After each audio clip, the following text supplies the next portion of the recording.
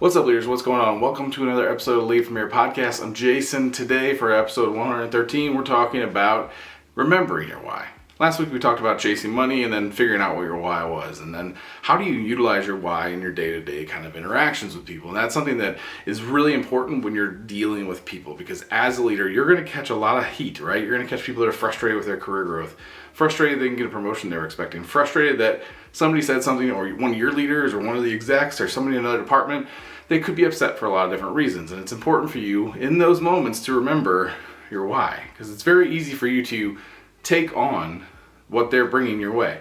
Even if it has nothing to do with you, it can feel like, oh man, this person's struggling, so I should empathize, or feel like I should take it on and help them, or feel bad about it, or feel bad for them, or feel bad with them, or commiserate. And it's really important for you not to get frustrated with them if they come at you with feedback. I feel like there's a couple ways that people really manifest most of the time, and that's one is when somebody brings you feedback, you're like, oh, I'm dropping the ball, and then they start feeling bad, and probably there's change on their side of that if that's your kind of the way you respond. Their side of that is people that say, nah, that person's wrong, they don't know what they're talking about. They're just being a complainer or a whiner or whatever adjective you want to throw at them to make yourself feel better about it. Or let's say you have to have a difficult conversation with somebody, and that's not easy. You don't want to make somebody feel bad.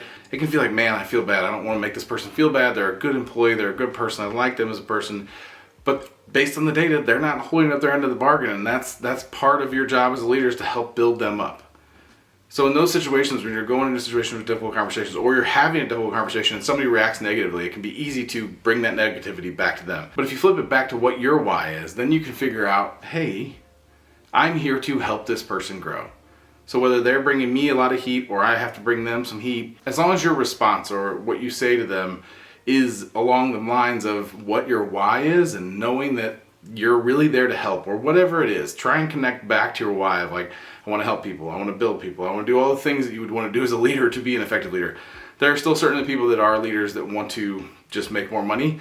This is going to be difficult for you to kind of connect there. But if you need to, that's another way to connect and say, if this person fails, then I look like I'm failing, so I'm not going to make as much money. And with that, go back to the core of this channel, which is to support, to use empathy, to build trust, to all of those things, and not just yell at them. But at the end of the day, you still need to be focused on trust and empathy and building relationships and all those things that come with leadership to be able to make more money and be effective at your job. So ultimately, it always connects back to your why, right? So now we just need to figure out how to implement. And that is when you're in the heat of the moment, remembering that. Preparing, knowing that it might be a difficult conversation. If you get caught off guard, it's still going to be hard, but you can connect your why. Take a breath, tell them you want to process it for a second, think it through, and try and find your way back to your why. Why are you sitting across the table from somebody that reports to you and that is talking about something they're frustrated about? Whether that's you, somebody else in the company, or whatever, or you're the one having to have a difficult conversation with them, it doesn't really matter the situation. As long as you understand it and then can communicate based on your why, you'll be able to, one, communicate more effectively, two, people will feel better about it,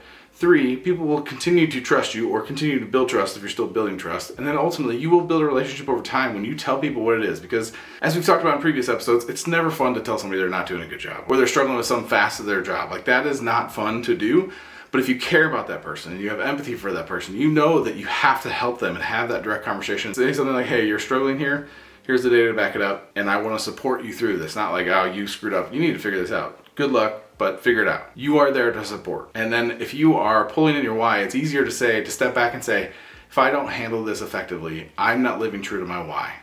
Whatever that why is. If it's money, I'm not living true to making more money because this person's failing and it makes me look bad as a leader.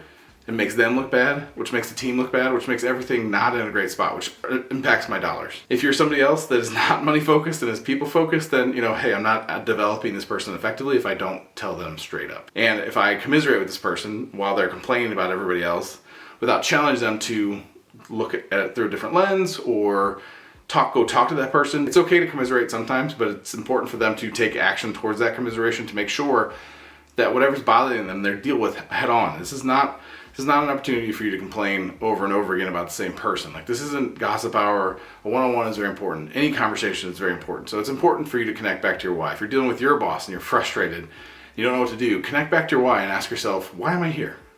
If I'm frustrated with this employee, that's okay. But why am I here? Why am I frustrated? Is it frustrated because I want to develop people and this person's not developing? That is a very real scenario for a leader. Is you're going to have people that you like, but just can't do the job. And that's not a reflection on them or you. It's just the reality of the situation. So if you remember that you're here to take care of people, that person's probably well served somewhere else. Maybe it's in the company, maybe it's not. But if they can't do the job, they can't do the job. And it's tough, but your goal is to develop all your people. And if one person's dragging everybody down because they just can't do the job, it's up to you to look after the rest of the people that are being dragged down. So it's a very touchy subject, but always remembering why. Look back at your why. Why am I here? Why am I doing this?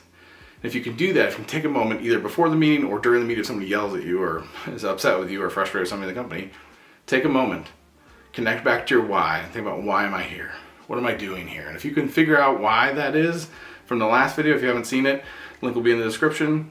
If you haven't figured that out yet, figure it out. It allows you to refocus and filter kind of how you respond to the things you say because you know what your core reason for doing this is. It's not easy. I'm not going to pretend like it's not, especially difficult conversations. Those are some of the most frustrating, painful situations for both parties. I've had a moment in my career where I was working with somebody that had been struggling for a long time but was never being told that. And then that person moved to me and I had to tell them, listen, you're borderline getting fired and I don't want that for you. And they were caught off guard. It was an uncomfortable conversation. I was able to connect them with mentors, turn their career around, and and now they've moved on to another company and they've got promoted in those companies and continue to move forward. And it's because I was willing to say, I'm here to develop you and you're not developing. It's not an easy conversation. I know you're probably pissed at me. I mean, they stuck around for another 3 or 4 years after that conversation. So, I mean, we had a good working relationship. So it was more about me taking the time to say, I want you to trust me. And when I say you're not doing a good job,